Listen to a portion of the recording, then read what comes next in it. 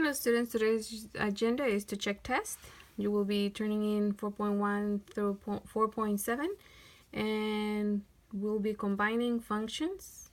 The assignment will be 5.1, and so today students will be able to combine functions with the 4 basic operations. And so the first thing is that we have some functions in here and we're going to be combining through the operations depending on what they give us. So let's say that the first one says f of x plus g of x, and it basically means get whatever we have for the f of x, which is 2x plus 3, and we're gonna add it to the function of, to the g of x, which is this part right here.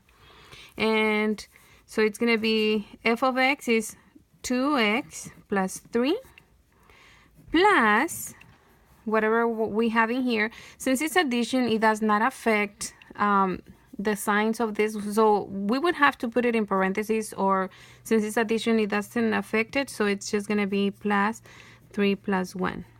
Okay. We combine like terms, and so we have 2x and 3x equals 5x, and we have positive 3, positive 1, we have plus 4. Now this has a variable, this term has a variable, this one does not. They are not like terms, so that's it. Okay, that's the answer for f of x plus g of x equals 5x plus 4. The next one says, you know what, I'll do number 2 in here since we have plenty of space. The next one says f of x minus h of x. So f of x minus h of x. It simply means get the whatever you have for f of x, meaning 2x plus 3, and we're going to subtract whatever we have for h of x. Because it's subtraction, it affects every single term in here, so that's when we put parentheses. Okay, and if we did here, we would have to do this and then distributive property, but again, positive times positive is positive, so it doesn't affect that positive. Positive times positive is also positive, so it continues to be positive 1. But in here, it does affect, and that's why I have to show that I'm doing distributive property. The first one stays the same, so 2x plus 3. But then in here, we multiply the negative. And some people get confused with that. If you get confused, just remember that it's like having a negative 1 in there. And so negative times positive is negative. 1 times x is just x. Negative times negative is positive. And 1 times 5 is 5. Okay? Notice how having this negative in the back changes the signs of both terms. Since it was positive x, now it's negative x. Before it was negative 5, now it's positive 5. Okay, so that's why it's important that we put it in parentheses. Now we're going to combine like terms. So we have 2x, negative x. Remember that the sign on the left belongs to that x. And so together we have 2x and negative x is x. Positive 3 and positive 5. It's positive 8. And so that's going to be our answer for f of x minus h of x. Okay. Okay, let's do number 3 here. Remember that if you need to analyze it, just rewind the video.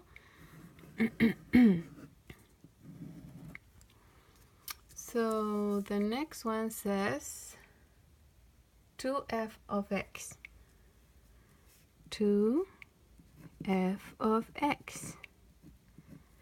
If you recall from previous lessons, This means twice everything, twice the total, twice that function. Okay, so basically we would put twice what?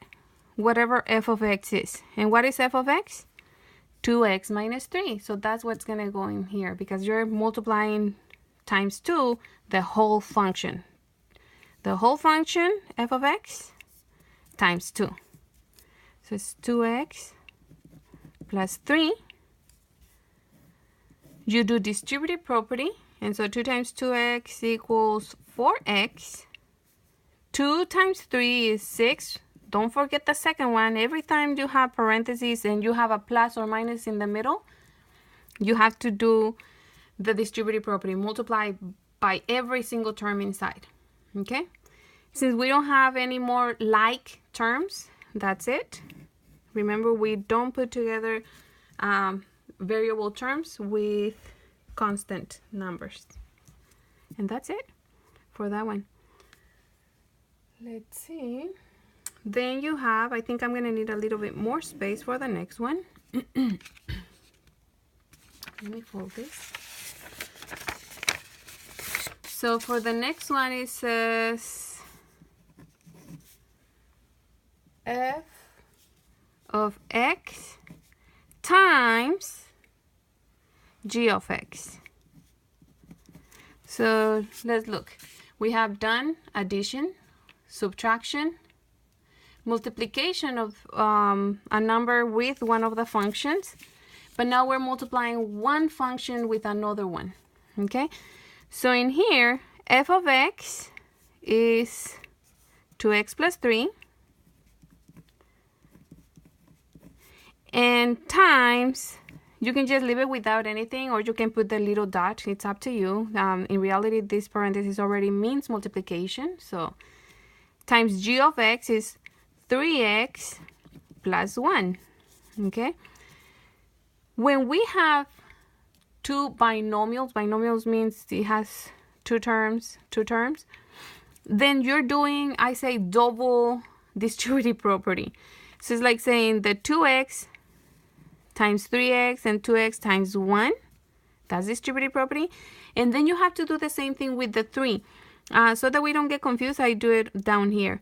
So 3 times 3x and 3 times 1. So it's going to be 4 times that we're going to be multiplying. Okay, so 2x times 3x, well, 2 times 2 is 6. X times x is x squared. Then 2x times 1 is 2x. 3 times 3x is 9x. And then 3 times 1 is 3. We combine like terms. Both of those. Now, some people want to add this here, but since it has, remember that like terms are terms with the same variable and the same power. So this does not have the same power. It has the same variable, but not the same power. So this is not a like term with the rest. Okay. So we put 6x squared. If I have 2x and 9x, that's 11x plus 3. This has x squared, this has x only, and this has no variable, so that's it. They are not like terms. So we say that f of x times g of x is equals to 6x squared plus 11x plus 3.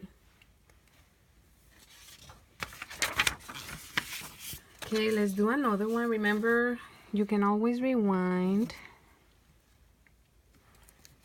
So number 5 is f of x. We did addition, subtraction, multiplication, and now we're going to do division. So it's f of x over g of x. And f of x is 2x plus 3 over g of x is 3x plus 1. In here, we cannot cancel anything because if we had to cancel a factor that has the same terms inside. So this is it. We don't do anything to this one.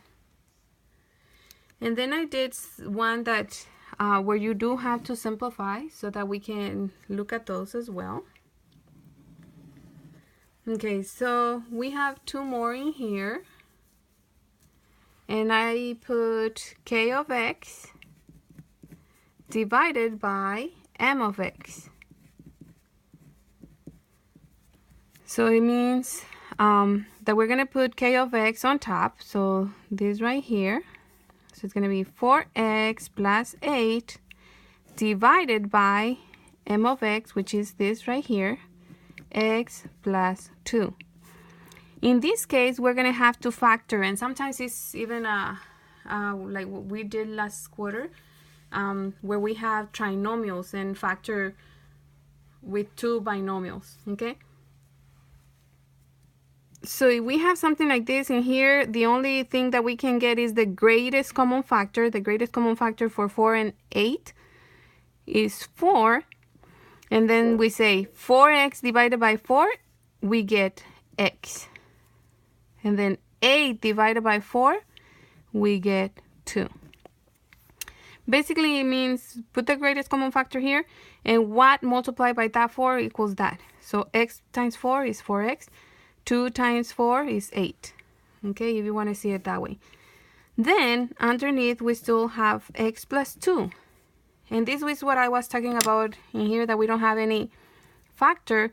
This is a factor, and this is another factor. Since this factor is exactly like this, that means that when we divide these two, you get a 1.